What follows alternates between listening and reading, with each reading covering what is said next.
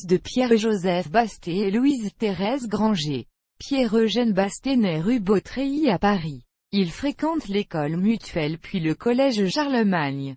Ses études terminées, il commence à travailler dans une maison de banque qu'il quitte pour commencer une carrière littéraire. À 17 ans, il se retrouve à faire jouer sur les petits théâtres du boulevard du Temple des Vaudevilles qu'il signe de son second prénom, Eugène, et du patronyme de sa mère. Il devient l'auteur favori du théâtre des Funambules et du spectacle de Madame Saqui. Il est alors surnommé le scribe du boulevard du Temple. Son succès fait que Madame Saqui se l'attache à titre exclusif. Granger sera pendant 1 an ou 2 l'auteur unique et très bien rémunéré de son théâtre.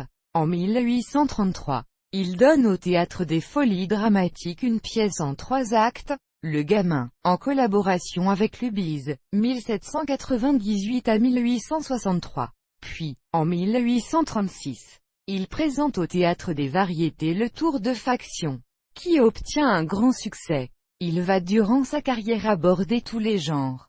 Comédie, vaudeville, drame, féerie, revue de fin d'année. Eugène Granger est également chansonnier et goguetier. Il participe au dîner chantant mensuel des Gnu Newf créé en 1858.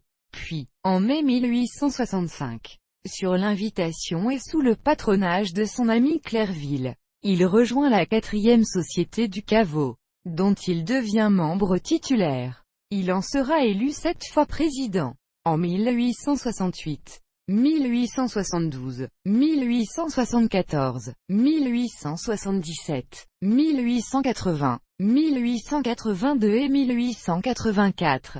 Fin 1879. Louis-Henri Lecomte évalue la production de Granger à pas moins de 350 pièces de théâtre et environ 300 chansons qui sont insérées dans le périodique Le Caveau. À ces chansons s'ajoutent 72 toasts en vers qu'il a prononcés comme président du Caveau. En 1880, il écrit l'avant-propos de présentation du recueil de chansons de son ami Henri Fesnet.